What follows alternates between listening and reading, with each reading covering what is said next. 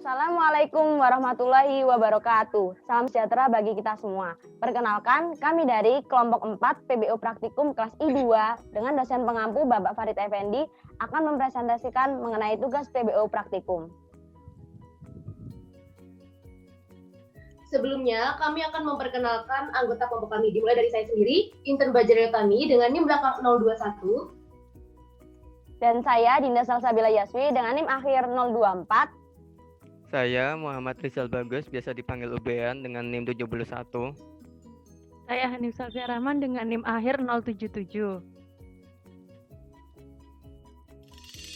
Di sini saya akan menjelaskan soal pertama, yakni tentang vektor. Jadi di sini kita membuat kelas vektor dan membuat objek nilai dengan tipe data integer, array-nya satu dimensi. Kemudian objek nilai double, ini tipe datanya double dengan array satu dimensi. Kemudian n, ini tipe datanya integer. Kemudian ini adalah konstruktornya dengan parameternya itu nilai integer array satu dimensi. Kemudian ini juga sama vektor, cuman berbeda di parameternya, yakni menggunakan double array satu dimensi. Kemudian di sini ada print vektor, ini untuk mengeprint vektornya. Kemudian yang print vektor double ini sama seperti yang di atas, hanya beda di tipe datanya yang tadi itu. Kemudian di sini ada function namanya jumlah vektor. Dia menggunakan parameter vektor 1 dan vektor 2. Di mana di function ini itu gunanya dia untuk menjumlahkan antara vektor 1 dengan vektor 2. Dia menjumlahkan di vektor yang memiliki indeks sama. Kemudian setelah dijumlahkan nanti hasilnya akan di return. Kemudian yang function vektor ini kurang lebih sama dengan yang jumlah vektor, hanya beda di operasi hitung saja. Kemudian yang kali skalar, dia menggunakan parameter vektor 1 dan skalar. Skalarnya ini memiliki tipe data double. Ini vektornya itu dia mengkalikan dengan skalar untuk tiap indeksnya. Kemudian yang bagi skalar ini hampir sama dengan yang kali skalar, hanya beda di operasinya saja. Kemudian di sini kita membuat public class vector main. Di sini ini yang scanner untuk inputnya. Kemudian array A dan array B ini memiliki tipe data integer array satu dimensi. Kemudian n dan vektor skalar memiliki tipe integer. Comment memiliki tipe data string. Kemudian pilih tipe datanya karakter, skalar tipe datanya double, dan ini protected static ini digunakan untuk supaya hasilnya itu tidak tertimpuk dengan kelas-kelas yang lain. Kemudian di sini ada function print menu. Jadi nanti di main menunya apabila memilih opsi vektor, maka menu-menu ini akan ditampilkan. Kemudian di sini ada function pilih VS. VS itu vektor skalar. Jadi komennya itu diset dengan string 71. Nah, kemudian nanti itu jika ini ada satu vektor dan dua skalar, apabila nanti dia memasukkan angka 1, maka dia tuh memilih untuk mengset nilai vektor itu sendiri. Kemudian jika dia memilih 2, maka dia akan mengeset nilai dari skalar. Kemudian nanti hasilnya akan di return. Lalu di sini ada check n, dia mengecek n atau panjangnya array itu tadi. Kemudian di sini input n, atau fungsi ini digunakan untuk menginput dari panjang array itu sendiri mau berapa. Kemudian di sini ada set n, jadi nilai yang sudah dimasukkan tadi itu akan di set dulu. Kemudian di sini ada check array. Check array itu dia ngecek apakah array itu sudah di set atau belum, kosong atau tidak. Jika kosong atau belum di set, maka dia akan menampilkan pesan bahwa array belum di set, dan kemudian diarahkan untuk mengeset array terlebih dahulu. Kemudian di sini ada input array-nya. Input array di sini menggunakan parameter array integer satu dimensi dan nama. Di sini memasukkan array-nya. Kemudian ada function set array. Jadi yang sudah dimasukkan tadi itu akan di set mulai dari panjangnya, kemudian dan sebagainya di sini. Kemudian di sini ada cek skalar, apakah skalarnya sudah di-input, apakah kosong atau tidak. Kemudian ya, jika sudah di-set tadi itu kan jika sudah di-input, lalu selanjutnya akan di-set.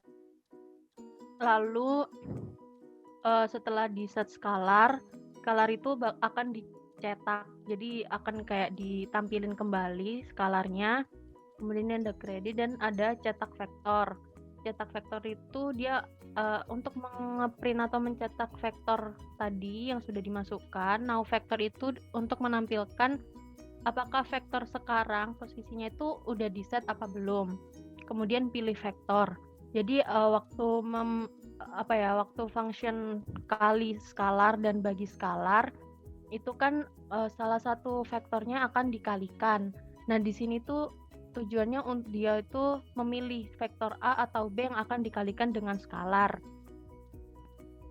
Kemudian jika jika memasukkannya selain A besar atau B besar atau A kecil atau B kecil, maka nanti akan muncul pesan error. Kalau dia milihnya A besar atau A kecil, maka function ini akan mereturn nilai dari vektor A. Jika milih B besar atau B kecil, maka akan mereturn vektor B. Jika selain itu, maka dia akan menampilkan pesan error. Kemudian di sini ada function static void tambah. Di sini untuk menjumlahkan urut-urutannya gitu. Kemudian ini kurang, jadi sama seperti yang tadi. Ini kali dan ini untuk bagi. Nah, di sini kemudian di sini ada setting. Setting ini tuh untuk mengeset nilai-nilainya. Jadi ada pilih VS, set array gitu, dan set skalar. Kemudian cetak ini dia untuk mencetak yang tadi sudah dimasukin di input-input. Kemudian di sini ada function namanya run menu. Jadi run menu itu kan tadi yang di atas sudah ada menu pilihan vektor-vektornya, operasinya apa aja. Nah, di sini kalau misalnya dia input case 0, berarti nanti dia akan keluar tulisan terima kasih ini. Jika dia memasukkan atau menginput perintah 1, maka nanti functionnya itu akan memanggil function tambah. Jadi nanti yang akan diolah itu yang tambah. Kemudian jika memasukkan 2, maka akan memanggil function kurang. Jika memasukkan 3, maka akan memanggil function kali. Jika memasukkan 4, maka akan memanggil function bagi. Jika memasukkan case 5, akan memanggil function setting. Jika case memasukkan 6, maka akan memanggil function cetak. Jika dia memasukkan selain ini, selain 0 sampai 6, maka akan keluar informasi bahwa komen yang dia masukkan itu kurang tepat dan menyuruh untuk mengulangi lagi inputannya. Seperti itu. Terima kasih.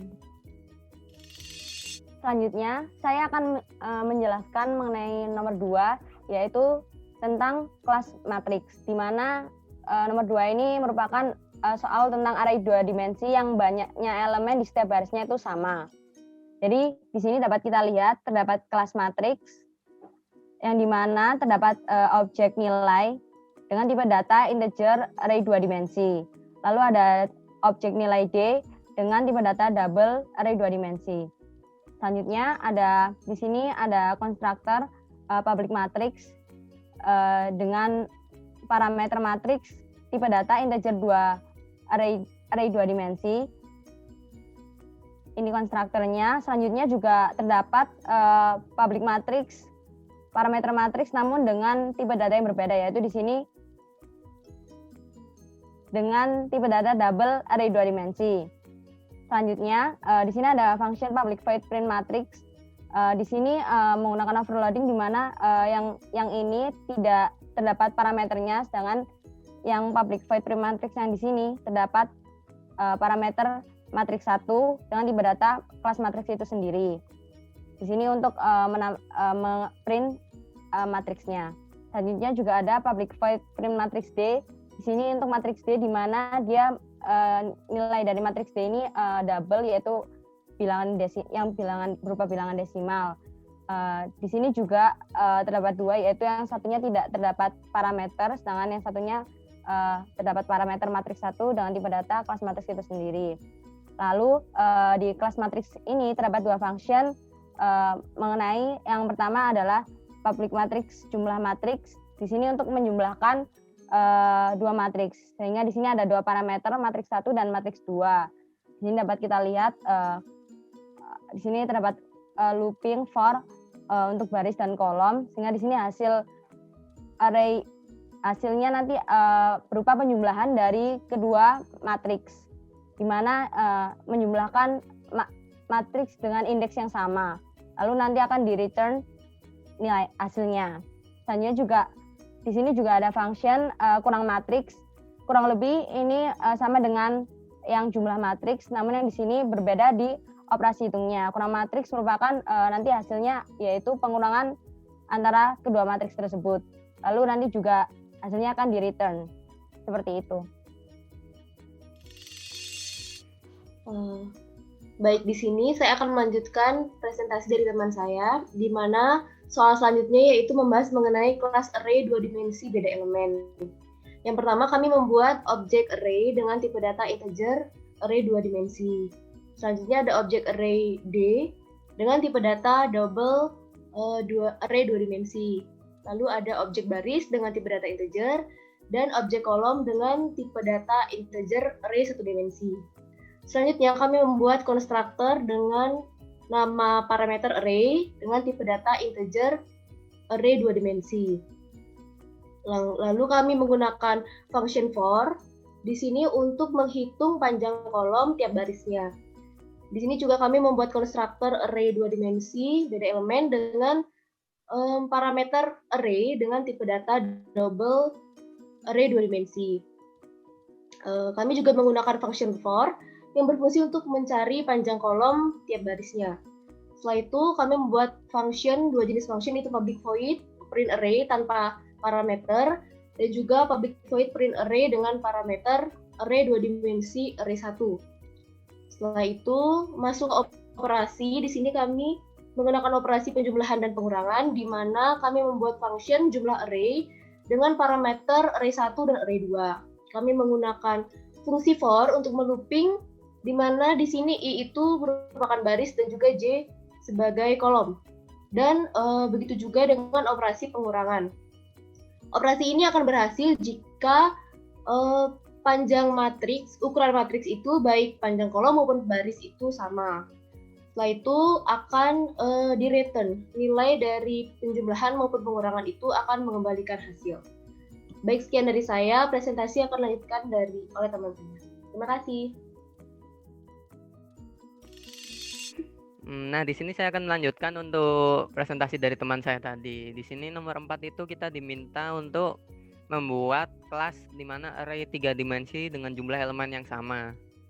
Nah, di sini terutama ada 3 variabel yang kita pakai. Yang pertama itu ada array. Array di sini memiliki tipe data integer dalam bentuk array 3 dimensi. Nah, kalau pada array D atau array desimal ini memiliki tipe data double yang akan digunakan dalam bentuk desimal-desimal tadi jikalau diperlukan.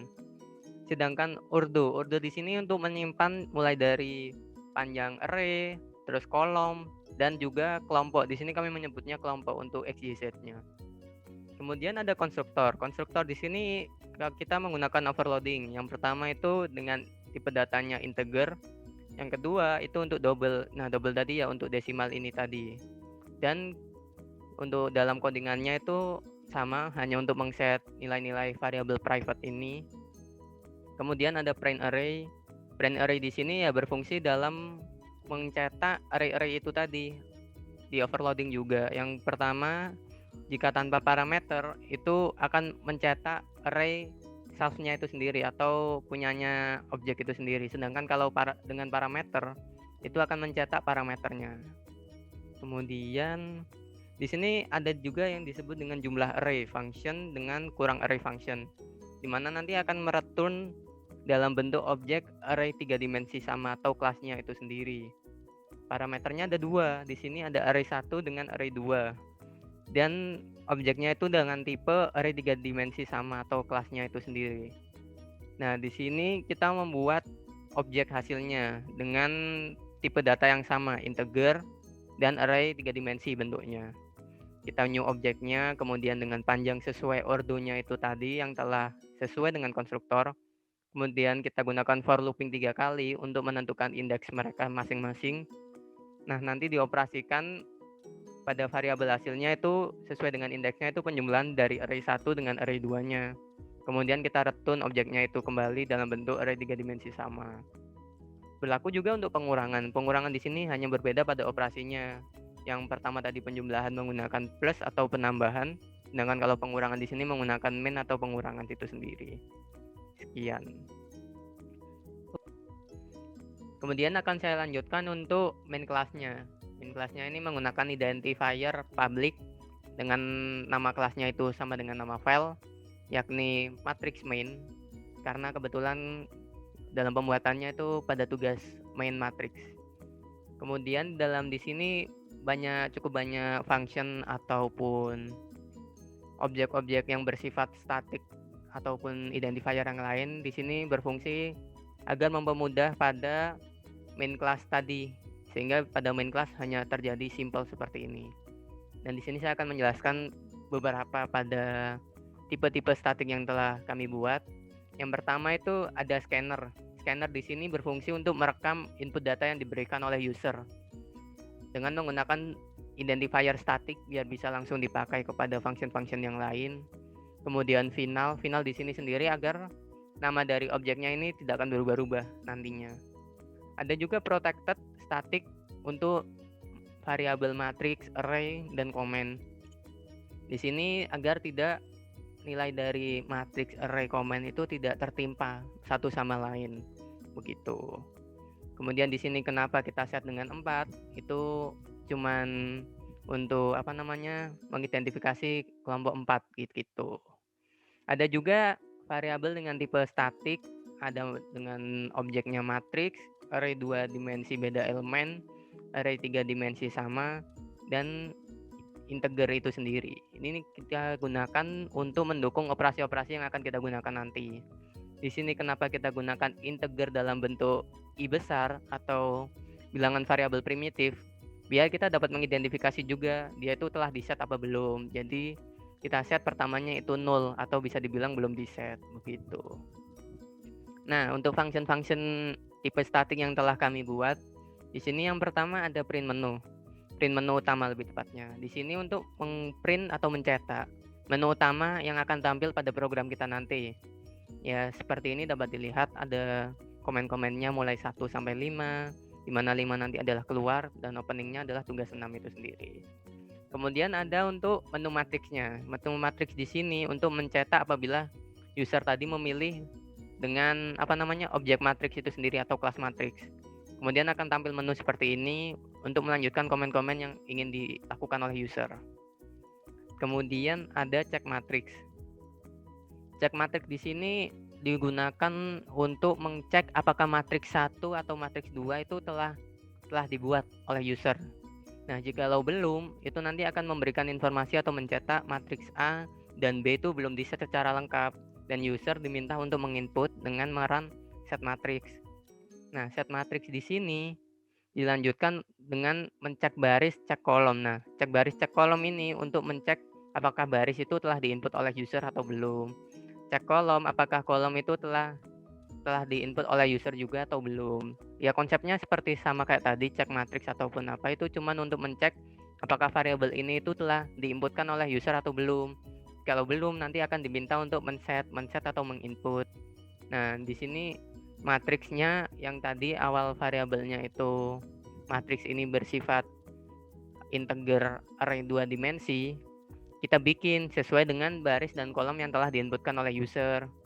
Kemudian kita input menggunakan function input matrix. Input matrix di sini hanya menggunakan for looping, di mana nanti pada dalam penginputannya di sini kami menggunakan try catch exception, di mana try catch exception ini apabila user suatu saat menginputkan nilai matriksnya itu terjadi kesalahan. Semisal matriks di sini dia menginputkan dengan bukan tipe data nominal seperti A, B, C dan seterusnya. Itu nanti akan memunculkan teks input invalid, saudara diminta untuk mengulangkan input nilainya tadi.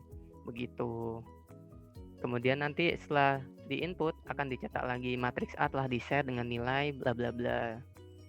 Nah, ini hampir sama kayak tadi, cuman ini untuk men-set secara individu atau satu matriks saja. Dilanjutkan dengan cetak matriks yang overloading juga. Di sini untuk mencetak matriks itu seperti apa matriksnya. Seperti matriks A itu nanti nilainya seperti apa. Nah, kalau cetra matriks tanpa variabel tanpa parameter itu digunakan untuk mencetak secara keseluruhan. Jadi langsung mengetahui matriks A dan B itu nilainya berapa, apakah sudah di-set apa belum begitu.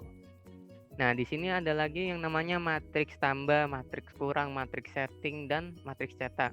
Nah, di sini mewakili menu-menu yang nanti akan dipilih oleh user. Semisal tadi ada penjumlahan, maka akan muncul menu seperti ini. Kemudian akan dicek matriks itu apakah sudah diinput oleh user atau tidak. Jika sudah, nanti langsung dilanjutkan dengan operasi 1, membuat objek, kemudian matriks 1 dijumlahkan dengan matriks 2 itu sendiri, sesuai dengan operasi coding yang telah dijelaskan di awal. Kemudian kita cetak matriksnya itu tadi. Nah, kemudian nanti akan memunculkan hasil penjumlahan matriks yang sesuai dengan objek operasi 1 tadi yang telah dijalankan seperti ini. Berlaku juga untuk pengurangan, hanya berbeda function yang dijalankan. Untuk setting itu sendiri, setting matriks dan cetak matriks, kita menggunakan function lagi tambahan, yakni matriks pilih. Matriks pilih ini di sini untuk memilih objek yang akan dipilih, lebih tepatnya. Semisal di sini ada 3 objek. 3 objek di sini mulai dari matriks, baris, dan kolom. Nah, matriks, baris, dan kolom di saat kita memilih misalnya setting matriks ya. Setting matriks kemudian akan muncul menu seperti ini. Diminta oleh user untuk memilih apakah dia mau men-setting objek untuk matriks atau objek untuk baris atau objek untuk kolom, di mana nanti inputnya itu dengan indeks 1 sampai dengan 3. Jikalau di luar dari indeks itu tadi, maka akan memunculkan input invalid kepada user itu sendiri karena menggunakan try catch exception tadi juga begitu. Kemudian, nah di sini kan tipe datanya kan string.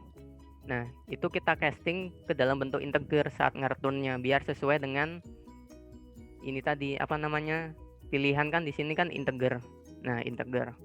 Nah, kita casting dari string ke bentuk integer biar bisa langsung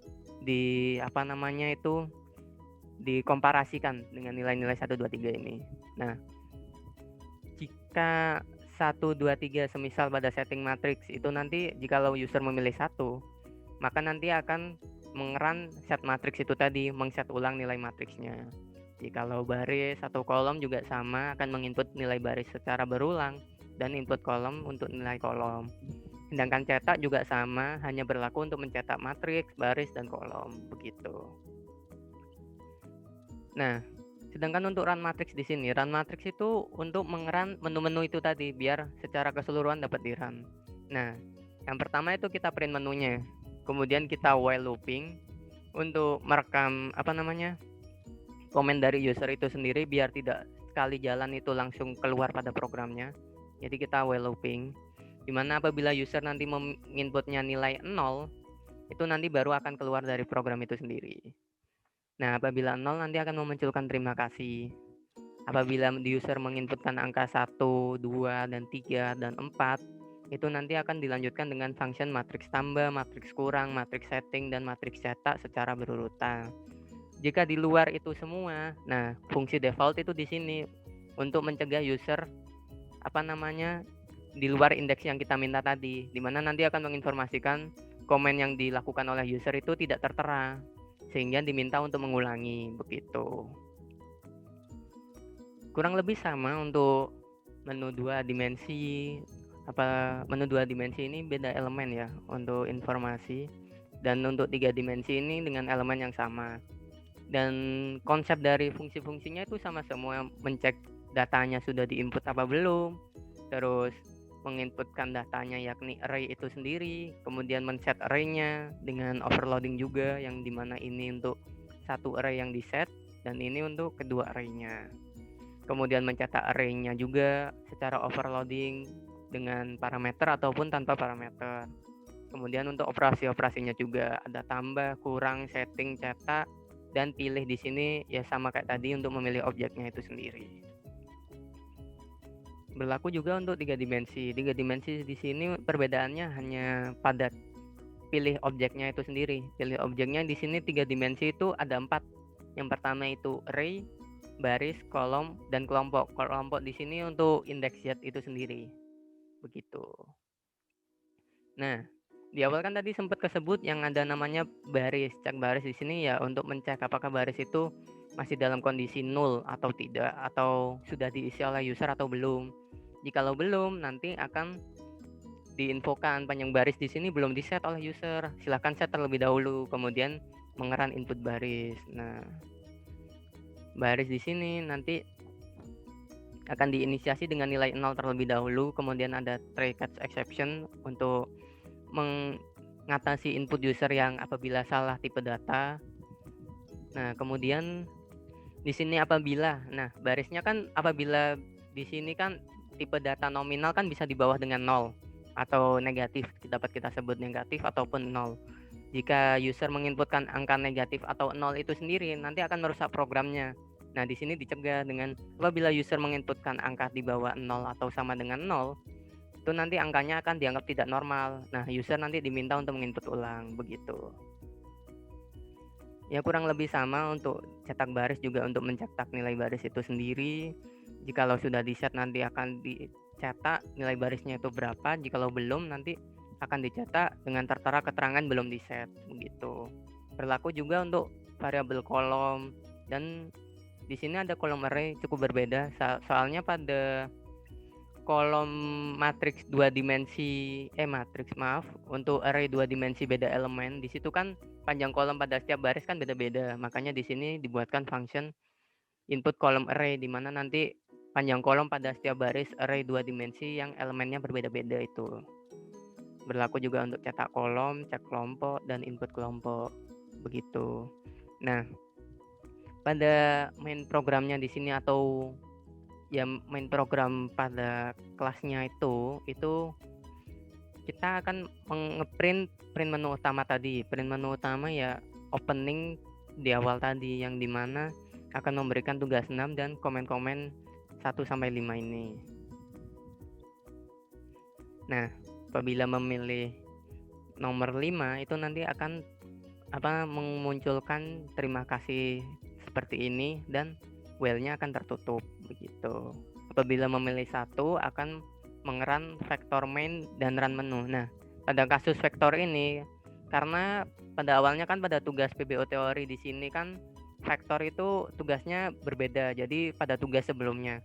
Sehingga di sini itu vektor di sini itu beda file. Jadi filenya itu berbeda. Vektor itu ada di sini. Makanya dalam mengeran dari vektor main itu di file yang berbeda itu menyebut nama filenya dan nama fungsinya, begitu. Kemudian untuk kasus 2 akan mengeran matriks, kasus 3 akan mengeran array, dan kasus 4 itu akan mengeran array 3 dimensi sesuai dengan nama function yang saya jelaskan tadi. Nah, default juga sama konsepnya seperti tadi apabila user menginputkan di luar dari indeks yang kita tentukan. Begitu, selanjutnya akan didemokan oleh teman-teman saya yang secara berurutan mulai dari kasus 1, kasus 2, kasus 3, dan kasus 4. Jadi di sini saya akan mendemokan tentang program dari kelompok kami apabila di-run atau dijalankan. Di sini saya akan mempraktekkan untuk yang pertama, soal nomor 1. Jadi kalau di-run tuh pertama kali tuh ini ada yang menu utamanya tadi, terus di sini saya coba yang vektor. Jadi saya masukkan nomor 1. Kemudian akan muncul menu tentang vektor itu tadi. Di sini ada penjumlahan, pengurangan, perkalian skalar, pembagian skalar, mengeset dan mencetak. Di sini misalkan saja saya langsung ke penjumlahan nomor 1. Maka di sini akan keluar pemberitahuan bahwa array vektor belum di-set dan panjang array belum di-set karena kita langsung ke penjumlahan. Sedangkan kita belum mengeset di perintah nomor 5. Jadi kita diarahkan untuk memasukkan panjang array. Di sini misalkan saja 3. Di sini masukkan nilai array A atau array pertama, bilangan pertama 1. Kemudian yang kedua misalnya seperti ini. Nah, kemudian di sini dia akan mereturn atau menampilkan nilai dari vektor A itu sendiri yang memiliki panjang 3 atau n-nya tadi 3 dan isinya itu seperti ini. Kemudian kita memasukkan untuk array B-nya misalkan 4, kemudian 5 dan 6. Ini sama dengan yang tadi, nilainya telah di-set. dan vektor B itu memiliki panjang dengan nilai 4, 5, dan 6. Di sini array dari A dan B itu panjangnya sama sehingga bisa dijumlahkan. Jadi di sini vektor A memiliki panjang 3 dengan nilai sekian, yang B sekian. Kemudian hasil penjumlahan vektor memiliki panjang 3 dengan nilai 5, 7, dan 9. Lalu misalkan saja di sini saya masukkan angka 2. Nah, di sini dia akan langsung menampilkan pengurangan vektor. Karena kan ini berarti tadi kita sudah mengeset nilai dari array A dan array B. Dan kita masukkan komen 2, dan di sini itu komen 2 itu yakni pengurangan 2 vektor karena sudah diset. Jadi dia setelah dimasukkan perintah akan langsung melakukan ini tadi yang fungsi pengurangan tadi langsung dikurangi dan hasilnya sekian. Di sini ini penjumlahannya dan ini hasil dari pengurangan itu sendiri. Lalu untuk misalnya saja ini kita coba yang nomor 3, yakni mengalihkan dengan skalar. Ini 3. Nah, kan tadi kita cuman memasukkan panjang array dan nilai array saja, dan kita belum memasukkan nilai dari skalar atau menginputnya itu belum. Jadi misalkan di sini saya skalarnya masukin 2. Nah, di sini list vektor A-nya kan tadi itu yang sudah dimasukkan tadi akan ditampilkan kembali. Kemudian kita akan memilih vektor mana yang akan dikalikan dengan skalar, apakah yang A atau yang B.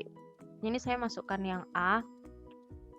Jadi itu yang dikalikan itu hanya vektor A. Jadi A dengan skalar. Jadi 2, 4, dan 6. Seperti itu. Untuk pembagian sama. Misalnya kan pembagian tuh perintah nomor 4. Jadi nanti dia langsung keluar dan kita akan memilih. Misalkan saja ini saya pakai vektor atau array yang B. Di sini ini hasilnya jika dibagi dan ini hasil jika dikalikan dengan skalar. Seperti itu. Dan untuk mencoba yang nomor 6 itu mencetak nilai vektor dan skalar adalah seperti ini. Misalnya saya pilih nomor 1. Dan ini vektor A-nya sekian. Seperti itu. Vektor B-nya sekian. Dan misalkan untuk mengecek yang 0. Nah, 0 berarti programnya itu sudah keluar atau sudah berakhir. Itu yang dari soal nomor 1. Untuk hasil run yang dari soal nomor 2 akan dilanjutkan oleh teman saya. Selanjutnya saya akan merunning soal nomor 2. Di sini saya soal nomor 2 yaitu mengenai kelas matriks. Yaitu saya akan memilih command nomor 2. Lalu saya di sini terdapat pilihan penjumlahan 2 matriks, pengurangan 2 matriks, mengeset nilai matriks, dan mencetak nilai matriks. Jadi saya akan mengeset nilai matriks terlebih dahulu. Saya pilih 3. Lalu silakan pilih. Saya akan memilih untuk mengeset barisnya terlebih dahulu. Saya akan mengeset 2 baris. Lalu saya akan mengeset kolomnya, yaitu sebanyak 2 juga. Selanjutnya, saya akan mengeset matriksnya, nilai dari matriks tersebut, isinya. Yaitu yang pertama, saya akan coba 4, 6, dan 6. Terlihat matriks A baris 2 kali kolom 2 kali 2, order 2 kali 2, yaitu 4, 4, 6, 6. Selanjutnya untuk matriks B, saya akan masukkan nilai 3, 3, 1, 1. Terlihat matriks B order 2 kali 2 juga, yaitu 3, 3, 1, 1, dan hasil penjumlahannya 7, 7, 7, 7. Tadi kan hasil penjumlahan. Sekarang saya akan menampilkan hasil pengurangan, yaitu terlihat di menu tadi hasil pengurangan yaitu pada command nomor 2. Itu saya akan mengetik 2. Lalu terlihatlah hasil pengurangan matriks, yaitu 4, 4 kurangi 3, 3, 1, 1. 6, 6 kurangi 1, 1, 5, 5. Jadi seperti itu. Sekian dari saya, akan dilanjutkan oleh teman saya di nomor ketiga. Di sini saya akan mencoba untuk mendemokan atau merunning soal nomor 3. Nah, akan keluar output menu seperti di bawah ini. ada menu nomor 1 penjumlahan, nomor 2 pengurangan, nomor 3 mengeset, dan nomor 4 mencetak, dan terakhir ada 0 untuk keluar. Misalnya kita mencoba untuk mengeset nilai array. Berarti kita memilih menu nomor 3. Setelah itu akan muncul menu setting array. Mungkin kita bisa memilih untuk men-setting array-nya 1, dan akan keluar panjang baris atau R belum di-set, silakan set terlebih dahulu. Panjang barisnya mungkin kita masukkan 3. Dan kita akan mengeset kolomnya mungkin untuk baris pertama itu 1, 2, dan 3. Kenapa di sini kolomnya berbeda-beda? Karena yang diminta adalah array 2 dimensi beda elemen. Jadi kita memasukkan kolomnya dengan panjang berbeda-beda pada tiap barisnya. Dan kita masukkan nilai pada array A untuk bilangan baris pertama, kolom pertama, mungkin coba contohnya 1, 2, 3. Di sini juga 1, 2, 3. Nah, outputnya akan seperti ini. Matriks pada array A itu sesuai dengan yang kita inputkan tadi. Baris pertama, kolom pertama 1 nilai, baris keduanya ada panjangnya 2, dan baris ketiganya ada 3 panjangnya. Langsung lanjut masuk ke nilai untuk pada array B. Panjang 1 baris ke 1 mungkin 4, 5, 6, 7, 8, 9. Nah, outputnya juga sesuai berdasarkan yang kita inputkan. Nah, terus sekarang kita bisa masuk ke operasi penjumlahan atau pengurangan. Mungkin ke penjumlahan dulu, berarti tadi menu 1. Nah, bisa kita lihat di sini sudah langsung keluar hasil penjumlahan array-nya. 1 tambah 4, 5, 2 tambah 5, 7, 3 tambah 6, 9. Nah, sudah sesuai antara penjumlahan matriks A dan matriks B. Penjumlahan di sini berhasil karena panjang matriks A, yaitu panjang baris maupun panjang kolomnya, sesuai dengan matriks B, maka penjumlahan akan berhasil. Selanjutnya kita akan mencoba untuk pengurangan, operasi pengurangan. Nah, akan keluar output seperti ini, matriks A 1 dikurang 4 min 3, 2 kurang 5 min 3, sudah sesuai. Di sini juga karena ukuran matriks A dan B itu sama, panjang baris maupun panjang kolomnya itu sama.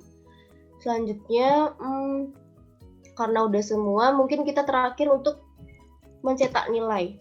Nah, cetak array. Coba kita masukkan angka 1. Ini memilih objek array, sudah sesuai dengan outputnya. Ini untuk pengurangan array. Dan yang terakhir mungkin langsung udah keluar karena kita tadi udah men-setting, jadi kita tidak perlu untuk men-setting lagi. Tapi jika ingin mencoba untuk men-setting ulang, bisa kita masukkan ke menu 3. Tapi karena sudah, jadi kita langsung 0 untuk keluar. Dan akan muncul output terima kasih. Baik, sekian dari saya. Bisa lanjutkan oleh teman saya. Terima kasih.